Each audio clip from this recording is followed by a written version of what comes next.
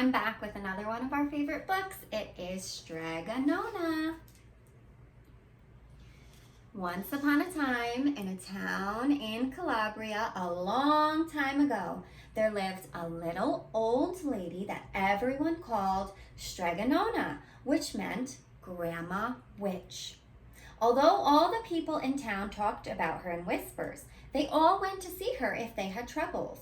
Even the priest and the sisters of the convent went because Strega Nona did have a magic touch. She could cure a headache with oil and water and a hairpin. She made special potions for the girls who wanted husbands, and she was very good at getting rid of warts.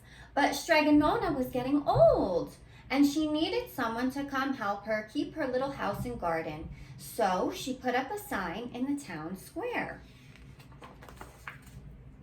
And Big Anthony, who did not pay much attention, went to see Strega Nona. "Anthony," said Strega Nona, "you must sweep the house and wash the dishes. You must weed the garden and pick the vegetables. You must feed the goat and milk her. And you must fetch the water. For this, I will give you 3 coins and a place to sleep and food to eat."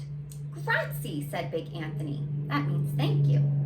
"The one thing you must never ever do," said Strega Nona, "is touch the pasta pot. It is very valuable and I do not let anyone touch it." "Oh yes," said Big Anthony, "okay." And so the days went by. Big Anthony did his work and Strega Nona met with the people who came to see her for headaches and husbands and warts.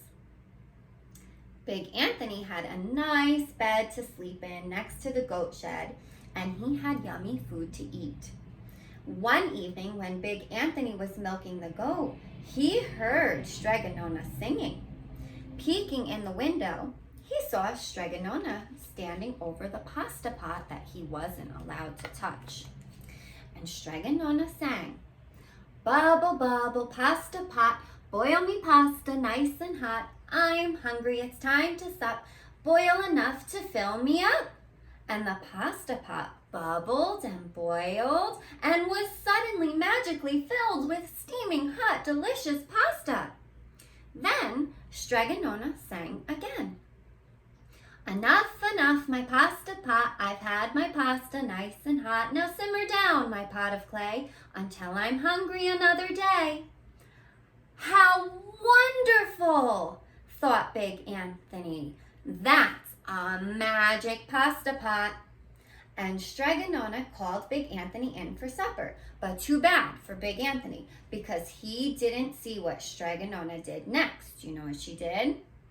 She blew 3 kisses at the pasta pot.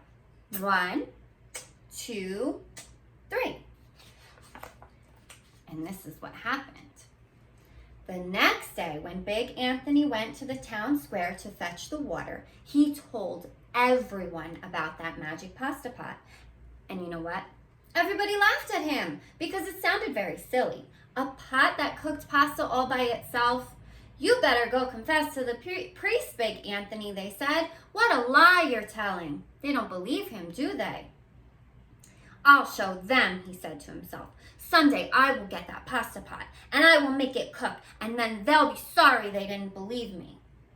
But that day came sooner than even Big Anthony would have thought, because only 2 days later, Strega Nona said to Big Anthony, "Anthony, I must go over the mountain to the next town to see my friend Strega Amelia. Please sweep the house and weed the garden. Feed the goat and milk her, and for your lunch, there is some bread and cheese in the cupboard. And remember, don't touch the pasta pot." "Oh, yes, yes, yes," said Big Anthony, but inside he was thinking he was going to touch that pasta pot. As soon as Strega Nona was out of sight, Big Anthony snuck inside the house. He pulled the pasta pot off the shelf and he put it on the floor. "Now, let's see if I can remember the words," said Big Anthony. And Big Anthony sang the words. "Bubble, bubble, pasta pot, boil me pasta nice and hot. I'm hungry, it's time to stuff. Sup, boil enough to fill me up." And sure enough, the pot bubbled and boiled and began to fill with pasta. "Aha," said Big Anthony. and he ran to the town square, and he jumped on the fountain, and he shouted, "Everyone, get forks, get plates, get platters, get bowls." And when they got to Strega Nona's, the pasta pot was so full, it was starting to overflow with pasta. Big Anthony was a hero. Everybody was so excited. He scooped out pasta and he filled the plates and the platters and all the bowls for everyone. There was more than enough for all the townspeople, even the priests and the sisters of the convent. And some people even came back for 2 and 3 helpings. But the pot was never empty. When everyone had had their fill, Big Anthony sang, "Enough, enough, my pasta pot, I've had my pasta nice and hot. So simmer down, my pot of clay, until I'm hungry another day." But he did not blow 3 kisses at that pasta pot because he didn't see Strega Nona do it, remember?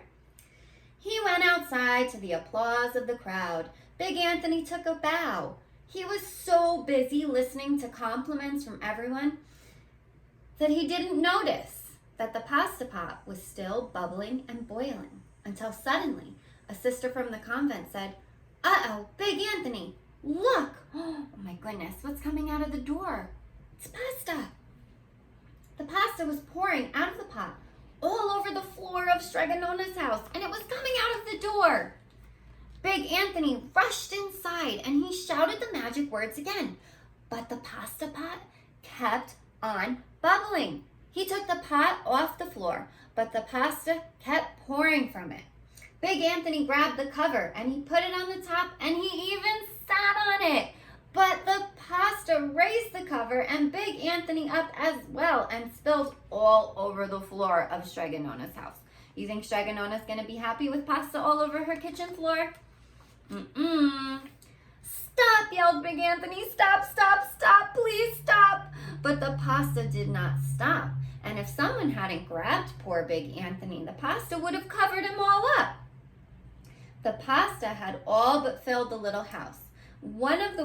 It came out of the windows, out of the doors, and the pasta pot kept right on bubbling. The townspeople started to worry. "Do something, Big Anthony," they shouted. Big Anthony sang the magic song again, but without those 3 kisses, it was not going to work.